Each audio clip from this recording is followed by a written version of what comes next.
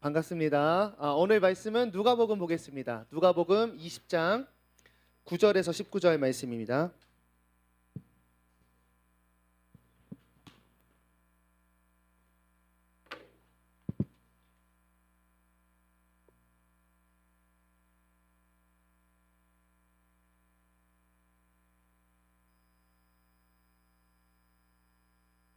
누가복음 20장 9절에서 19절까지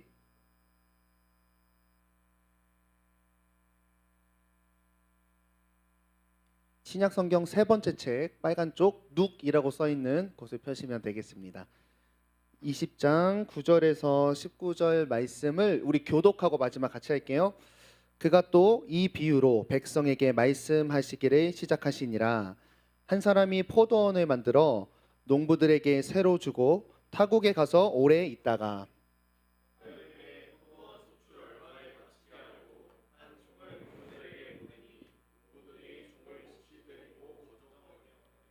다시 다른 종을 보내니 그도 몹시 때리고 능욕하고 거저 보내었거늘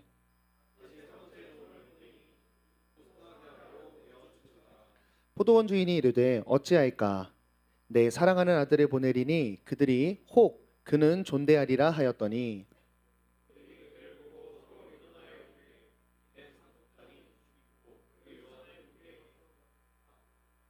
포도원 밖에 내쫓아 죽였느니라. 그런즉 포도원 주인이 이 사람들을 어떻게 하겠느냐?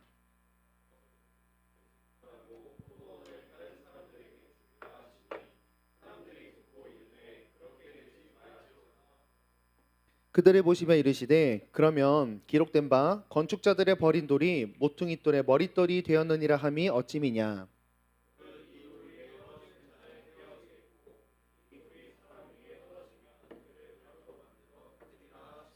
함께합니다. 서기관들과 대제사장들이 예수의 이 비유는 자기들을 가리켜 말씀하신 줄 알고 즉시 잡고자 하되 백성을 두려워하더라. 아멘.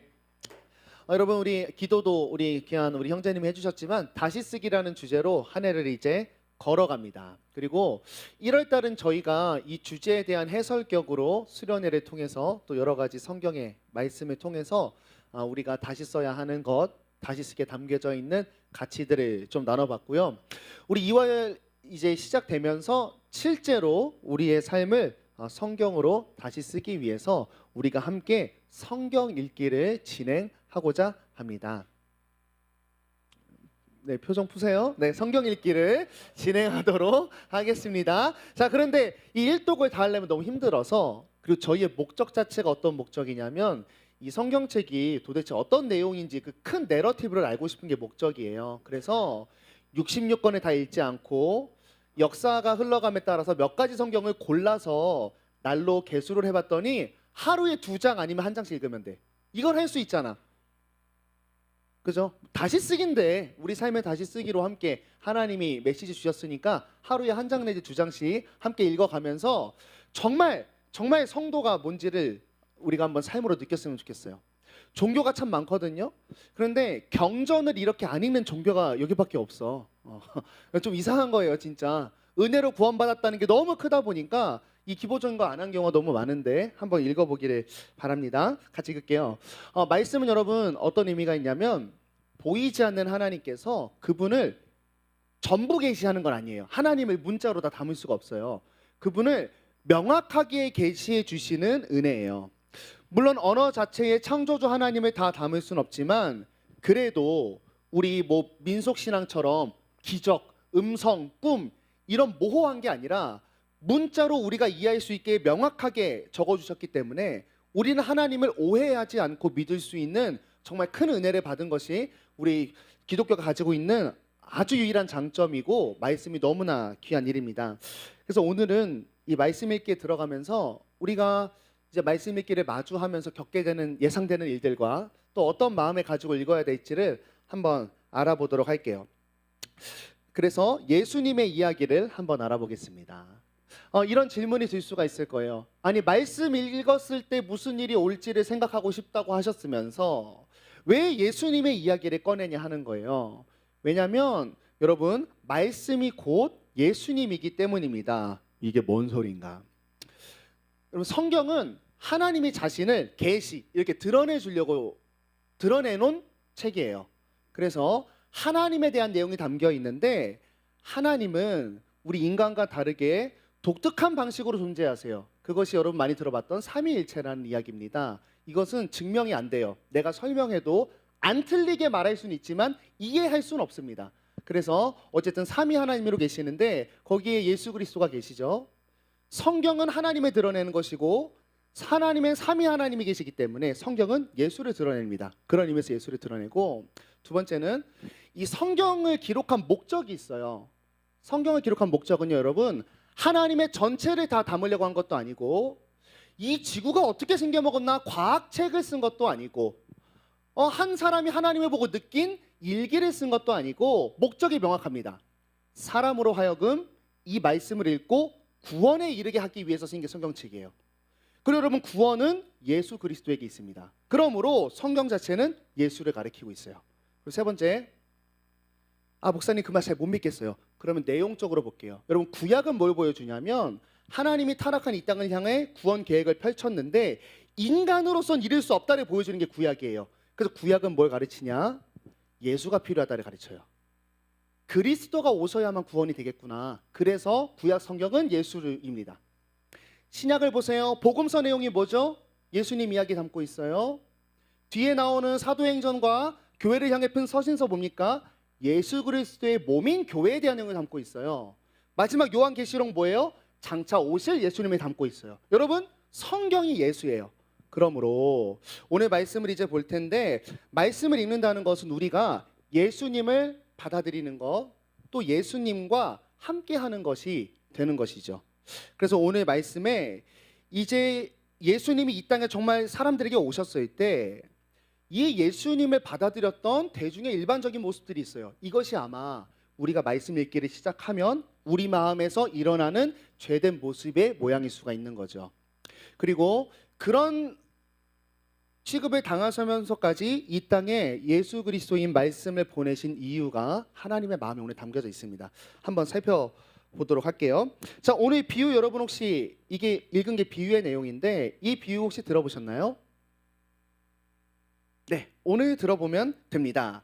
자, 중요한 건 비유이기 때문에 문맥이 좀 중요해요. 어쩌다가 예수님이 갑자기 이런 비유를 말하기 시작했을까? 이런 내용들이 있었습니다. 오늘 비유가 오기까지 이 두 가지의 사건이 있었는데, 먼저는 성전을 청결하게 하는 사건이에요. 예수님이 이제 십자가에 달려 돌아가시려고 예루살렘으로 들어가세요. 그래서 성전에 딱 갔는데, 아니 성전이라 함은 그냥 우리가 일반적으로 생각해도 하나님이 잘 드러나야 되고, 밖에서는 개판 치더라도 적어도 성전에서는 하나님을 예배하는 것이 중심이 되어야 되는데, 성전에서 자기 사리사욕을 채우기 위한 아주 인본적인 일들이 막 일어나는 걸 보셨어요. 그래서 예수님이 성전을 갈아엎습니다. 자, 여기서 이제 이슈가 생기는 거예요. 여러분, 당시 성전에는 당연히 하나님의 집이지만 이것을 운영할 때 나름 여러 가지 이제 사람들이 나눠서 일을 했는데, 문지기로부터 뭐 서기관, 제사장, 대제사장 뭐 이런 순으로 권력 구도가 사실은 있었어요. 리더십이 필요하니까. 그런데 이들의 입장에서 한번 생각을 해보는 거예요. 갑자기 예수라는 젊은 청년이 들어와 가지고 권력을 휘두르면서 성전 제도를 싹 다 바꿔버리려 그러고 심지어 설교를 합니다. 그러니까 이 성전 안에 있던 권력자들, 종교 지도자들은 이런 말을 할 수밖에 없었던 거죠. 네가 뭔데? 그래서 오늘 말씀 전에 무슨 내용이냐면 이들이 이런 걸 물어봤던 내용이 나와요. 당신이 무슨 권세를 가졌기에 성전에서 이 꼴값을 떨고 있느냐? 이 이야기가 이 앞에 내용이에요. 그때 예수님이 이런 대답을 하십니다. 이렇게 물어봤죠. 당신이 무슨 권위로 이런 일을 하고 있니? 이 권위를 준 이가 누군지 우리한테 한번 말해봐라. 그랬더니 예수님이 이렇게 대답하셨어요. 나한테 질문했니? 그럼 나도 하나 질문해 볼게. 요한은 세례해 주던 그 세례 요한인데요. 요한의 세례가 하나님으로부터 온 거니 아니면 지가 세례를 주면서 하나님인 척 한 거니? 이런 식으로 물어봐요. 이 지도자들은 고민하기 시작했어요. 먼저 요한의 세례가 하늘로부터 하나님이 보낸 선지자라고 한다면 일단 자신들 자체가 요한을 거절하고 있었기 때문에 자신들이 이제 곤란한 위기에 처하죠. 한편 요한의 세례는 사람으로부터다라고 대답하면 또 어떤 이슈가 있냐면 당시 요한을 선지자로 따르던 수많은 무리들이 있었어요. 이 무리들이 반란을 일으킬까 봐 하늘로부터다라고 말도 못하고 사람으로부터다라고 말을 못하고 이렇게 대답합니다. 우리 모르겠어요. 그랬더니 예수님이 그럼 나도 말 안 할래 이러면서 네, 끝났습니다. 그냥 간단하게 그냥 겉으로 보면 예수님이 대답하기가 곤란해서 다른 큰 질문을 던져 대답을 회피한 것처럼 보이지만 사실 여기는 엄청난 메시지가 있어요. 왜 예수님이 하필 요한의 세례를 물었냐면 예수님이 공생애를 시작하실 때 바로 저 요한에게 세례를 받으셨어요. 그런데 여기서 어떤 일이 있었냐면 자, 예수님이 세례를 받으시고 기도하실 때 하늘이 열렸습니다. 그리고 성령이 비둘기 같은 형체로 그 위에 강림하시고 하늘로부터 소리가 났어요. 누가복음에서 하늘은 하나님을 상징해요. 소리가 나서 이르기를 이는 내 사랑하는 아들이라 내가 너를 기뻐하노라. 여러분 엄청난 일이 일어났습니다. 세례식 때 수많은 민중이 있었을 것이고 전무후무한 일이 일어났어요. 여러분 정말 빼박 구라치고 이스라엘에 있는 사람들 이거 소문 다 났을 거예요. 예수님이 메시아인 것을 잘 알고 있었는데 이 본문은 오늘 뭘 보여주냐? 요한이 하늘로부터 왔다고 선지자로 얘기 못하죠? 이들은 여러분 의도적으로 예수를 믿지 않고 있었어요. 자신들을 공격하고 있었거든요. 한편 이런 또 이상한 일도 일어났습니다. 예수님과 요한을 그래도 하나님의 보낸 자로 믿고 있었던 사람들은 본인들은 의도하지 않았지만 복음을 없이 하려고 했던 사람들이 예수를 죽이는 일에 예수를 믿는 무리들이 예수님이 지키는 방어전선이 됐다라고 하는 점도 너무나 놀라운 일이에요. 그리고 자 이제 이어갈게요. 예수님이 대답을 회피하는 것처럼 보였지만 그들의 질문에 즉답하진 않고 오늘 비유를 통해서 예수님이 이제 설명을 해주십니다. 자 오늘 비유는 이런 내용이에요. 자 포도원 주인이 있어요. 포도원을 만들고 그 포도원에 농부들을 고용해서 세를 주고 떠납니다.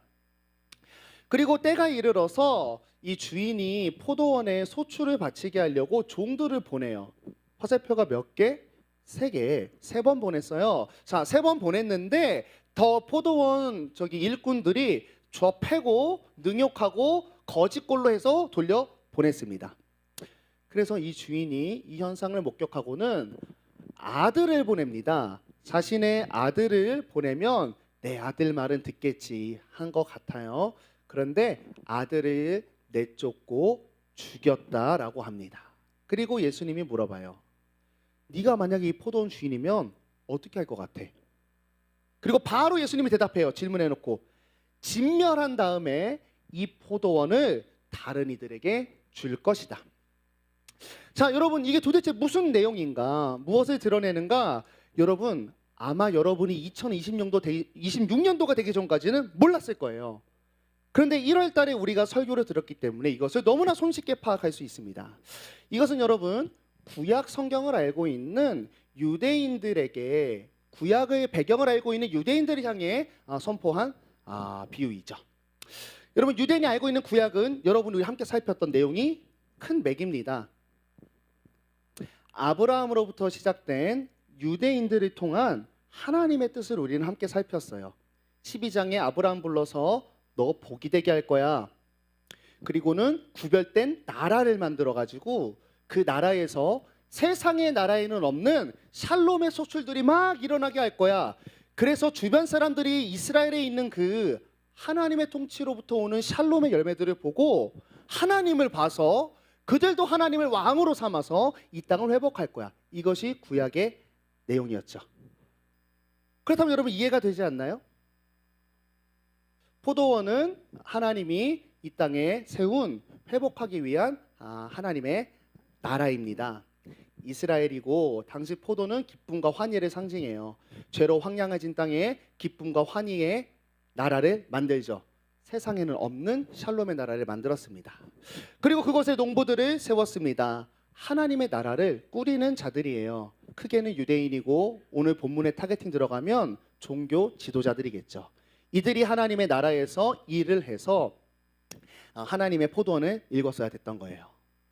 그리고 때가 되자 주인이 와서 소출을 확인하러 옵니다. 주인이 포도원을 이 농부들에게 맡겼을 때 주인이 기대하는 바가 있을 것이겠죠. 하나님의 나라를 세우면서 하나님은 무엇을 낳게 하고 싶었을까? 하나님이 이스라엘 만들고 가만 놔둔 게 아니라 율법을 매겼어요. 그래서 이 나라에서는 무엇이 나와야 되는지를 계속 알려줬죠. 정의가 나와야 되고 샬롬과 평강과 또 사랑과 환대, 구제 이런 열매들이 나와야 했던 나라였습니다. 하나님이 이런 열매들을 확인하기 위해서 종들을 보냅니다. 그것이 구약에 하나님께서 보냈던 많은 선지자들이에요. 종들을 3번 보냈습니다. 3번은 완벽하게 보냈다는 뜻이에요. 선지자를 보낼 만큼 보냈는데 그 종들을 어떻게 했습니까? 이스라엘 사람들이 죽였습니다. 거짓 선지자라고 얘기했고 실제로 죽였고 그 말 하나도 듣지 않고 멸시했죠. 완벽하게 거절했습니다. 그래서 하나님께서 아들을 보내십니다. 이 아들은 누군지 알겠죠? 이제 지금 이 비유를 말씀하시고 계신 예수 그리스도입니다. 하나님이 예수님을 이스라엘에 보낼 때에는 선지자 내 종놈 아무리 보내도 소출을 확인할 수가 없고 아무것도 안 들리고 거절당하니까 내 아들이라면 존대하겠지 하고 예수를 보내는 거죠. 그런데 지금 예수님이 이 종교 지도자 앞에 섰을 때에 예수님을 향한 반응을 보십시오. 오늘 이 비유에 보니까 2 장면이 더 나와요. 내쫓아 죽여서 그 포도원을 다른 나라에게 주겠다.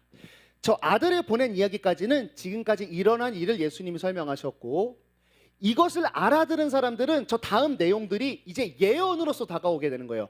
예수님이 곧 얘들에게 내쫓아 죽임을 당하겠구나. 그리고 하나님의 나라였던 이스라엘을 통해 이루고자 했던 그 포도원은 이제 이스라엘을 떠나 열방의 교회들로 확장되어서 그 촛대가 옮겨지겠구나 하는 내용이 담겨져 있는 거죠. 여러분 너무 재밌죠? 그죠? 1월 달의 내용을 들으니까 너무 쉽죠? 그래요. 쉬워요. 그래서 구약의 이야기를 아니까 성경이 보이기 시작해요. 여러분 우리가 이것을 2026년도에 경험할 수 있는 거예요. 자, 자 내용은 이건데 그럼 우린 여기서 어떤 메시지를 가져갈 수 있는가 2개만 이야기 좀 해볼게요. 자, 이 이야기에서 하나님은 무엇을 원하셨는가 하는 거죠. 우리가 먼저 가져갈 것은 바로 이 부분입니다. 때가 이르면 포도원 소출을 얼마 바치게 하려고 한 종을 농부에게 보내니 농부들이 종을 몹시 때리고 거저 보내었다. 여러분 우린 이스라엘이 아닙니다만 이미 이스라엘에서 실패한 이 포도원의 계획이 열방으로 옮겨졌고 그것이 교회를 통해 지금 이루어져 있습니다. 여러분 교회된 우리는요 포도원과 같은 기쁨과 풍성함을 이 죄된 세상에서 뿜어낼 수 있는 자로 하나님이 우리에게 우리의 인생을 허락하신 거예요. 죽음의 향기를 내는 세상에 달콤한 향기와 풍성함을 전하는 영광의 자격을 받은 것이 우리 교회입니다. 그리고 우리 교회의 이 약속은 아브라함 복이 될지라의 약속이 이어져 오는 것이죠. 그리고 이스라엘을 세워놓고 하나님이 공급을 해주셨잖아요. 민족을 만드셨고 땅을 만들게 해주셨고 가나안 땅을 지배하게 해주셨고 나라를 어떻게 통치할 수 있는지 율법도 주신 것처럼 여러분 교회된 우리에게도 하나님이 동행하시면서 내 삶을 하나님이 주신 성령을 통해 주시는 말씀으로 경영하면 내 삶에 하나님의 나라를 공급하십니다. 또 말씀이 들리게 하시고 세상 사람들과 다르게 믿는 자를 보호하시는 하나님의 은혜도 누리는 거죠. 그게 지금 우리의 인생이에요. 여기서 오늘 말씀을 통해서 우리가 저 주를 기억했으면 좋겠다라고 하는 거예요. 하나님은 우리에게 세상을 향한 향기로운 포도밭이 되는 자격을 줌과 동시에 소출을 확인하러 오시는 분이라는 거예요. 내가 알려준 대로 너의 인생을 경영했는지 순종의 열매를 반드시 보러 오십니다. 소출을 찾으러 오시는 분이에요. 우리에게 이런 열매가 맺혔어요. 하나님이 이것을 찾으러 왔다는 건 뭐냐면 이것이 원래 하나님으로부터 왔다는 것을 인정하고 고백할 수 있는 삶을 하나님이 확인하고 싶다라고 하는 거예요. 여러분 이거를 볼 때 오해할 수 있는 장면, 하나님은 왜 줬다 뺐느냐라고 하는 오해를 할 수가 있어요. 그런데 여러분 포도원을 달라고 말하지 않았어요. 또 너를 해고할 거야라고 말한 것이 아닙니다. 이런 것은 거래의 개념이 아니에요. 하나님은 그런 거 필요가 없습니다. 하나님은 지금 뭘 찾고 계시냐면 혹 그는 존대하리라. 자신이 주인됨을 백성들로 하여금 확인하고 찾으러 오시는 거예요.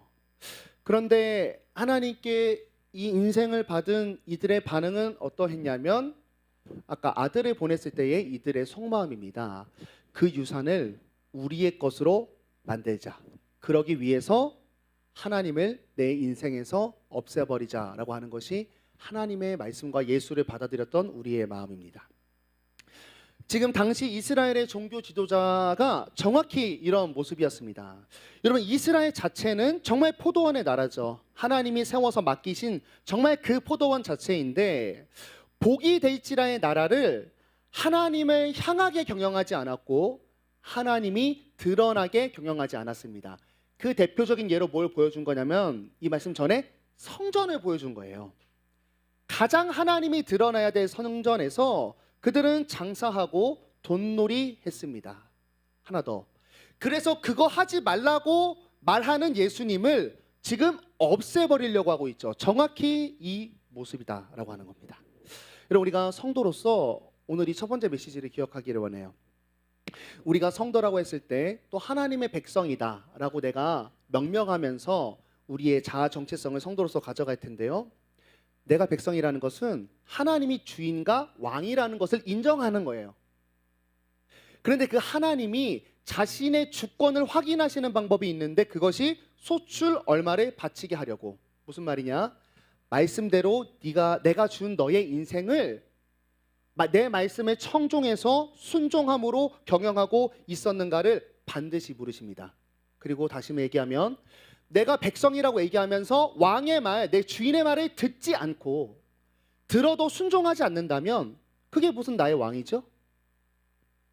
그거 물어보고 있는 거예요. 오늘 종교 지도자들에게 말이죠. 여러분 왜 우리가 하나님의 말씀을 청종을 안 할까요? 사실은 이런 거죠. 그거는 남의 일이라고 하는 거죠. 그리고 그것은 나가 아닌 타인이 나에게 하는 말이기 때문에 내가 저 이야기를 들을까 말까 내가 선택하고 내가 결단해서 말씀을 받아들여야겠다라고 생각하기 때문에 사실 하나님이 무슨 말을 해도 나는 골라 듣거나 들을지 선택하죠. 왕과 종이었으면 절대 그럴 수 없습니다. 우리가 왜 또 하나님의 말씀을 듣지 않을 뿐더러 말씀을 실천할 때 왜 고민이 될까요? 그것은요 지금 내 인생을 손해봐야 되기 때문입니다. 내 거를 소비해야 되고 내 거를 드려야 되고 내 것을 헌신해야 되기 때문에 우리가 말씀을 실천할 때 고민을 해요. 근데 그거 우리 본문의 용어로 번역하면 뭡니까? 이 포도원 내 거라는 거예요. 여러분 우리가 인생을 그냥 철학적으로 한번 반추해봤으면 좋겠어요. 그냥 여러분 정말로 내 자신을 봤을 때 내 거가 뭐가 있을까? 제가 예전에 한번 말씀드렸던 적이 있는 것 같아요. 내 것이라 함은 내가 선택이 가능한가의 문제예요. 내가 선택해서 골랐으면 그건 내 거예요.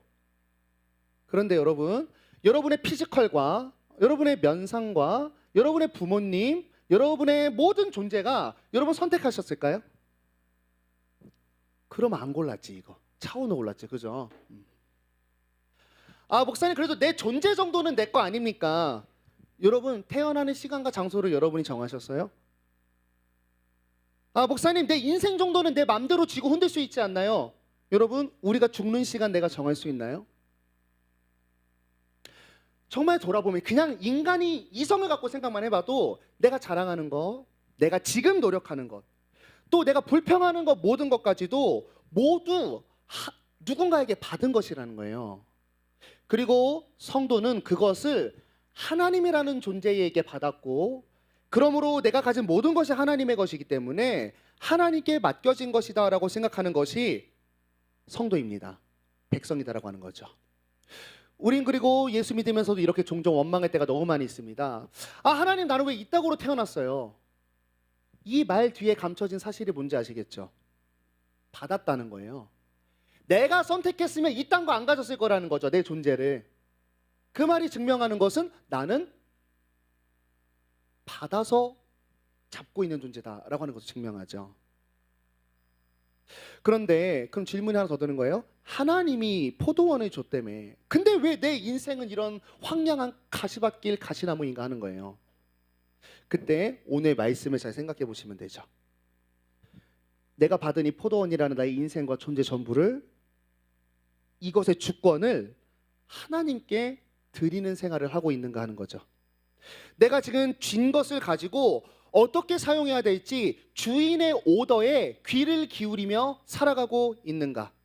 내 인생 자체가 하나님으로부터 왔다는, 내가 나의 주인이 하나님이라는 하나님의 흔적과 성품들이 나의 인생에 묻어나 있는가. 내가 이제 인생을 경영하여 나가는데요, 청년들이니까 더 그렇겠죠. 내 인생을 세팅할 때 이 세팅 값이 하나님을 향해져 있는가 하는 거죠. 그리고 오늘 말씀이 명확하게 하는 것은 그렇게 내 주인됨을 고백하고 주인의 명령대로 내 지경을 운영할 때에 포도원 농부됨이 나온다고 하는 거죠. 성도의 영광과 풍성함과 기쁨을 누릴 수가 있습니다. 두 번째, 끝이에요? 이거 하면, 아니 하나님 무슨 왕이 못 돼서 혈안이 되셨나? 하나님 무슨 권력욕이 있으신 거 아닌가? 왜 우리를 뭐 아들이라고 해놨다가 왕처럼 군림하고 앉아 있는가? 여러분, 하나님의 아들을 죽여서 하나님이 나한테 준 것을 내 것으로 하려고 했던 이들을 향한 하나님의 조치를 한번 보세요. 어떻게 할까 고민하다가 내 사랑하는 아들을 보내리니 그들이 혹 그를 존대하리라 하였더니. 여러분, 종놈을 3번 보냈는데 저 패고 빈손으로 집어 던졌어요. 명백한 반역입니다. 내가 저 포도원 주인이고 권력과 권세를 원했다라고 한다면 우리는 그 다음에 이 포도원에다 뭘 보내야 할까요? 검사를 보내든지 폴리스를 보내든지 군사를 보내야 맞는 거죠. 포도원을 경영할 정도의 재력까지 있었다면 그거 못할 이유가 없죠. 그런데 여러분, 뭘 보내냐면 아들을 보내요. 이런 사람이 어디 있을까? 나를 반역한 자들에게 나의 가장 귀한 자를 보내는 일, 폭력성이 아주 짙은 그 위험한 자들에게 내가 가장 아끼는 자를 보내는 일, 3번이나 나의 자비를 거절한 자에게 내가 가장 사랑하는 자를 보내는 일, 이것은 권력을 가진 자가 할 수 있는 행동이 아닙니다. 권력을 원하는 자가 할 수 있는 행동도 절대 아니죠. 그럼 왜 그랬을까? 이유는 저겁니다. 존대하리라입니다. 여러분, 지금 하나님은 세 번 보내고 아들을, 예수 그리스도를 보낼 때 아유 그 인간 선지자 썼더니 얘가 무시하는구나, 내가 내려가면 이제는 말 듣겠지 하는 정도의 기술적인 내용이 아니라 이 아들을 보내시는 이 마음을 좀 한번 읽어볼 수 있어야 되겠는데요. 아까 이제 사건이 이렇게 흘러가고 있는데 성전을 청결케 하시기 전에, 예루살렘 들어가셨기 전에 산에서 예루살렘을 바라보면서 예수님이 어떤 마음을 가지고 계셨는지 보여주는 장면이 성전 청결 전에 있는 한 장면이 있어요. 가까이 오사 성을 보시고 우셨습니다. 그리고 이렇게 말씀하셨어요. 너도 오늘 평화에 관한 일을 알았더라면 좋을 뻔하였거니와 지금 내 눈에 숨겨져 있구나. 멀리서 예루살렘을 보고 이런 걸 깨달으신 거죠. 평화의 왕이신 하나님의 통치권과 중권이 완전히 박살되어 있는 성을 보시면서, 중요합니다, 우셨어요. 여러분과 저 같으면 울었을까요? 저는 빡쳤을 것 같아요. 너무나 열받고 가증하고 배응만덕하고 저런 치가 떨리는 반역에 저 같으면 진노가 일어날 것 같은데 우셨습니다. 그 이유가 나와 있어요. 그 뒤에 내용이거든요. 날이 이를지라 내 원수들이 토둔을 쌓고 너를 둘러 사면으로 가두고 너와 및 가운데 있는 자식들이 땅에 메어지며 돌 하나도 돌 위에 남지 않게 하리니 이는 내가 보살핌 받는 날을 알지 못함을 인함이니라 하시니라. 하나님의 통치가 완전히 무너져서 하나님의 날개 그늘 안에서 완전히 떠나버려서 이스라엘과 백성 언약했을 때 그 언약에 따라서 언약의 내용은 이거예요. 하나님이 모든 걸 줄게 이 나라에. 그 대신 백성은 이렇게 고백했어요. 순종하겠습니다. 이 언약에 따라서 내 통치에 순종하지 않은 너희가 멸망할 수밖에 없음을 이 성을 보고 깨달으신 거예요. 자기 백성을 슬퍼하신 모습입니다. 저 같은 티는 이렇게 해도 회개가 안 됩니다. 그리고 이런 질문이 바로 들어와요. 아니 그렇게 슬프시면 심판을 안 하면 되지 뭐가 문제냐. 맞아요. 그래서 여러분 심판을 안 하려고 아들을 보내시는 거예요. 여러분 오늘 비유의 농부 보세요. 첫 번째 종을 보냈을 때 내 말을 거절한 것을 알았습니다. 그런데 종을 3번 더 보냈어요. 완벽한 콜링이에요. 돌아오라. 안 되니까 아들을 보내서 얘는 존대하겠지. 얘 담긴 마음은 내가 아들까지 보내면 이제는 내 사랑의 진심을 알아서 말을 듣지 않겠는가라고 하는 하나님의 사랑의 모습으로 우리를 죽이고 싶지 않아서 예수 그리스도를 보내셨다라고 하는 거죠. 여러분이 잘 아시는 요한복음 3장 16장이잖아요. 아들을 보내셨는데 멸망하게 하려고 보낸 게 아니라 하나님 떠나서 열받아서 지옥 보내려고 선포하러 간 게 아니라 세상을 살리려고 아들을 보내셨습니다. 그리고 오늘 이렇게 비유를 말씀하신 다음에 말씀으로 한 번 더 가르쳐요. 시편 118편을 갖고 옵니다. 얘들아 잘 봐봐. 너네 구약 성경 잘 알지? 그러면 있잖아.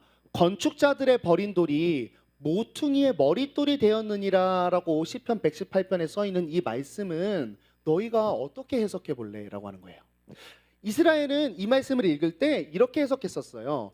이스라엘이 건축자들의 버린 돌이라고 생각했어요. 왜냐하면 당시 이스라엘이 열방으로 하여금 뚝과 맞고 있었거든요. 종노릇하고 있어서 버려진 이스라엘을 하나님이 모퉁이의 머릿돌로 삼아서 새로운 나라를 지어갈 거야. 이스라엘 만만세의 본문이었어요. 그래서 예수님이 이걸 갖고 와서 지금 물어보고 있는 거예요. 이거 지금 너네 모습하고 너무 똑같지 않냐? 하나님이라는 건축자가 하나님께서 이 설계를 하신 하나님께서 그 아들을 보내셨는데 이 설계를 받고 일해야 될 건축자들이 이것은 쓸모없다고 갖다 버린 거죠. 그런데 하나님의 뜻은 이도를 통해서 건물을 지으려고 했던 거야. 하나님이 보낸 나 메시아를 거절하고 있는 모습이 딱 너네 모습 아니니? 너네 왜 구약의 말씀을 알고 있는데도 해석하지 못하느냐라고 하면서 무릇 이 돌 위에 떨어지는 자는 깨어지겠고 예수님이에요. 이 돌 위에 사람이 떨어지면 그를 가루로 만들어 흩으리라. 너희가 지금 나의 말씀과 나의 수많은 어떤 메시아적 사인을 보고 나를 반역하고 거절하고 너네가 부서질까 봐 나를 배반하는 이 모습이 너무나 이 말씀과 닮아 있지 않느냐라고 말씀으로 한 번 더 가르치면서 회개를 촉구합니다. 결론이에요. 여러분 하나님은 평화의 나라를 세우기 위해서 우리를 부르시고 보내셨지만 우리가 그 하나님의 권세와 통치를 인정하지 않자 우리의 삶에 평화가 찾아올 수 없습니다. 그래서 하나님께서 그 아들을 보내셔서 우리의 삶에 우리가 알아먹을 수 있게 우리가 부인할 수 없게 오셨어요. 그러나 그 하나님의 오심은 내가 지금 잘못 나가고 있기 때문에 내 잘못됨을 비춰서 나를 깨지게 만들고 부서뜨리게 만들고 내가 지금 잘 살고 있는 인생을 유턴하라고 하시는 말씀 정도로 너무나 충격적이고 자기 신을 포기해야 되는 정도의 어떤 그런 정답이 들어온 거죠. 그런데 그 말씀이 내 존재를 너무나 부정하기 때문에 돌아가기보다는 거절했습니다. 그것이 사랑인 줄 몰랐던 거예요. 여러분 우리가 이제 말씀을 읽어가며 갈 텐데요. 우리가 말씀 앞에 선 모습이 바로 오늘 본문의 이 내용과 같습니다. 여러분 지금 이 오늘 성경 본문의 시대 때에는 하나님께서 인간의 몸으로 오셔서 사랑으로 돌이키시려고 했어요. 그것이 예수 그리스도입니다. 여러분, 신약 시대를 예수 그리스도께서 십자가 지고 돌아가시고 이 땅에 교회를 세우셔서 교회가 된 우리에게 이 그림은 어떤 그림으로 다가오냐면, 우리에게는 성령이 오셔서 우리가 절대로 오해하지 않게 눈으로 확인할 수 있게, 그리고 명확하게 성령님을 통해 말씀을 해석하게 하셔서 지금 예수님을 예루살렘에 보낸 것과 같은 작업을 우리에게 말씀을 통해 하신다라고 하는 거죠. 우리가 이제 말씀을 접하게 되면 이들과 같은 거부감이 굉장히 많이 들 겁니다. 왜냐하면 그 말씀은 우리를 항상 쪼갤 거고, 내 인생 존재 자체를 부인해야 할 것만 같은, 부서질 것만 같은 그런 이야기를 우리에게 할 거기 때문이죠. 그러나 오늘 이 아버지의 마음을 기억할 수 있기를 바랍니다. 그 회초리는 내가 너희에게 원래 허락했던, 너희 삶에 원래 피어나게 하려고 했던 풍요를 위한 사랑의 부르심이다 라고 하는 이야기입니다. 여러분, 오늘 말씀을 잘 기억하시면서 말씀을 읽으면 좀 나아가기를 원합니다. 오늘 말씀은 두 가지를 이야기해요. 너가 성도이고 백성이다라고 이야기를 하는데, 정말 하나님의 백성이 맞느냐? 이걸 어떻게 물어보냐면, 너 하나님의 주권을 인정하고 있느냐? 이것을 어떻게 물어보냐면, 너의 인생으로, 너가 지금 경영하고 있는 인생을 다른 사람이 봤을 때 거기 주인된 하나님의 흔적이 묻어 있느냐? 너 인생을 세팅하고 이제 경영할 거 아니야. 내가 준 포도원을, 그거 하나님을 향해서, 하나님의 나라를 향해서, 말씀의 가치를 향해서 세상과 구별되는 그런 거 향해 가고 있느냐? 먼저 물어보세요. 우리가 성도라 말하면서 왕의 음성 청종하지 않고 왕의 음성 순종하지 않는다면 그것은 입술의 왕일 뿐이지 그분이 절대로 우리의 왕이 되실 수 없습니다.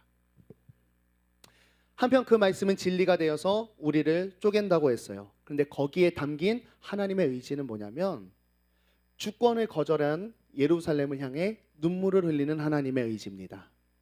또 종을 3번이나 보내는데 거절한 자들에게 아들을 보내시는 하나님의 의지가 담겨 있다는 것을 꼭 기억할 수 있기를 바랍니다. 그리고 끝으로 우리가 이렇게 말씀을 잘 읽고 인생을 이제 앞으로 이성년에 살아간다면, 너무나 안타깝지만 복음이신 예수님께서 오늘 이 땅에서 마주했던 길을 마주하게 될 거예요.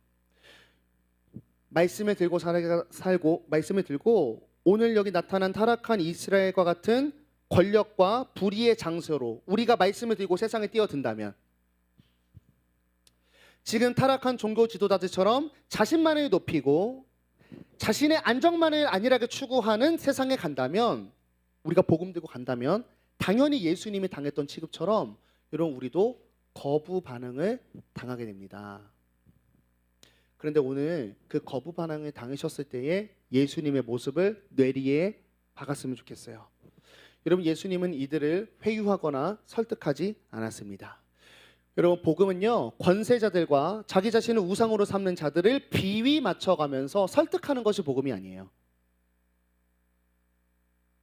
복음으로 산다는 건 이런 겁니다. 내가 믿어서 읽는 이 복음이 이미 시작된 일이고, 지금 하나님께서 이미 믿는 자들을 통해서 포도원을 통해 향기를 내고 있으며, 그 나라에 들어오지 못하면 심판에 이를 수밖에 없다라고 하는 것을, 여러분, 복음으로 산다는 것은 선언하는 거예요. 예수님의 설교 선포하는 겁니다. 그리스도인의 삶, 나의 삶으로 세상에 던져내는 거예요. 그리고 이럴 때에 놀라운 위로를 얻어갈 수 있기를 바랍니다.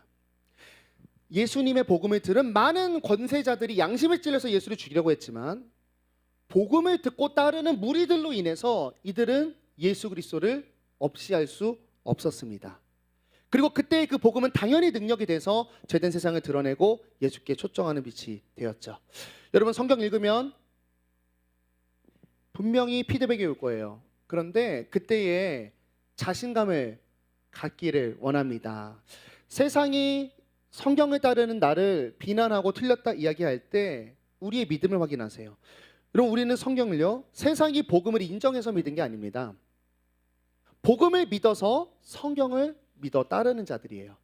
그리고 복음을 아는 내가 또 우리 교회 공동체가 이 세상에 자신을 자꾸 던져낸다면 그때 세상이 복음을 두려워하기 시작합니다. 왜냐하면 복음엔 진짜로 능력이 나타나기 때문이에요. 우리 이 말씀을 잘 기억하면서 우리의 여정을 26년에 함께 잘 떠나봅시다. 여러분, 적어도 내가 그리스도인이라고 고백한다면 마땅히 왕으로 인정하는 기본이 그분의 말을 궁금해하고 듣는 거예요. 그 말씀은 나를 쪼갤 수 있지만 사랑입니다. 그리고 거부 반응을 당하겠지만 담대하세요. 여기 지금 70명이 같이 그 말씀으로 서 있기 때문에 우리 안에 나타나는 복음의 능력으로 세상은 결코 우리를 할 수 없고, 오히려 우리가 세상에 여러분이 가시는 곳곳을 하나님의 나라로 향기 내게 될 겁니다. 그래서 이따 광고를 또 해주시겠지만 26년은 그렇게 하나님의 말씀으로 나를 가득 채워가셔서 포도원 농부라 그랬어요. 우리 삶의 세상과 다른 향기를 또 풍요함을 누리는 우리 청년들 될 수 있기를 예수님의 이름으로 축복합니다. 우리